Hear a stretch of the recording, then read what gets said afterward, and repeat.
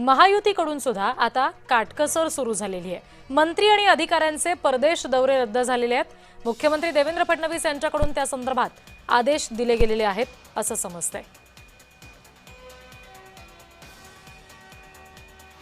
महाराष्ट्रामध्ये देखील आम्ही निर्णय केलेला आहे। मुख्यमंत्र्यांसहित मंत्र्यांचे कॉन्व्हॉय हे छोटे आम्ही करतो। विदेश यात्रांवर अधिकारी असतील किंवा मंत्री असतील निर्बंध आम्ही आणतो।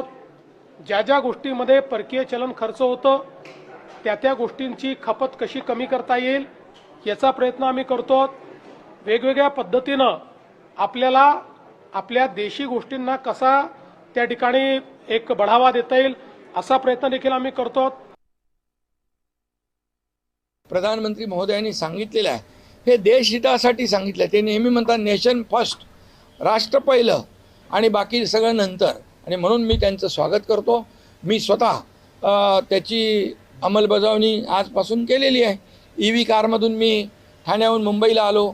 माझ्या ताफ्यामधल्या ज्या अत्यावश्यक ज्या गाड्या आहेत सुरक्षेच्या दृष्टीने किंबहुना आरोग्याच्या दृष्टीने तेवढंच गाड्या ताफ्यामध्ये ठेवून इतर ज्या काही गाड्या कमी करण्याच्या देखील मी सूचना दिलेल्या आहेत।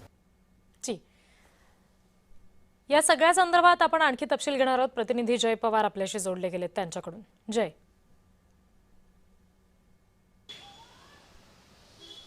नक्कीच आपण पाहिलं तर पंतप्रधान नरेंद्र मोदी यांनी केलेल्या आव्हानानंतर आता राज्यात या संदर्भातला प्रतिसाद हा मिळताना पाहायला मिळतोय। खरं तर राज्याचे मुख्यमंत्री देवेंद्र फडणवीस यांनी आज या संदर्भातली बैठक जी आहे ते घेतली आणि या बैठकीत संपूर्ण आढावा घेतल्याचा पाहायला मिळाला आणि या आढाव्यादरम्यान त्यांनी मंत्रिमंडळातील सर्व मंत्र्यांच्या ताफ्यातील गाड्या या अर्ध्या करण्याचा निर्णय त्या ठिकाणी घेतलेला आहे। त्यासोबतच अत्यावश्यकतेच्या वेळी हे हेलिकॉप्टर असेल किंवा मग विमानं हे वापरू नये असं सुद्धा आव्हान या ठिकाणी सर्व मंत्र्यांना केलेलं आहे। त्यासोबतच जास्तीत जास्त बैठका या ऑनलाईन असेल किंवा VC द्वारे घ्यावा असं सुद्धा त्या ठिकाणी सांगितलं आहे। त्यामुळे आता या संदर्भात राज्य सरकार जे आहे ते सकारात्मक पद्धतीने प्रतिसाद हे देताना पाहायला मिळतात।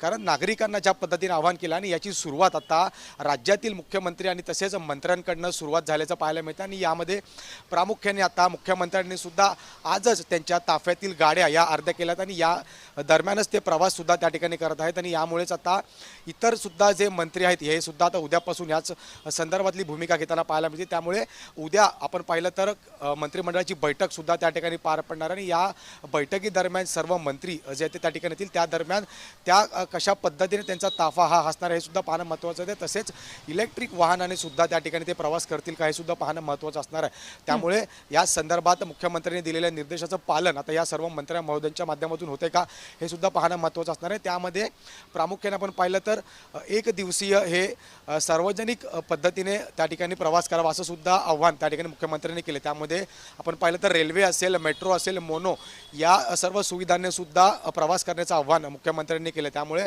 यानंतर आता कशा पद्धतीने प्रवास हा मंत्र्यांच्या माध्यमातून केला जातोय हे सुद्धा पाहणं तितकंच महत्त्वाचं असणार आहे। अगदी जय, तुम्ही आमच्याशी असेच जोडलेले राहा।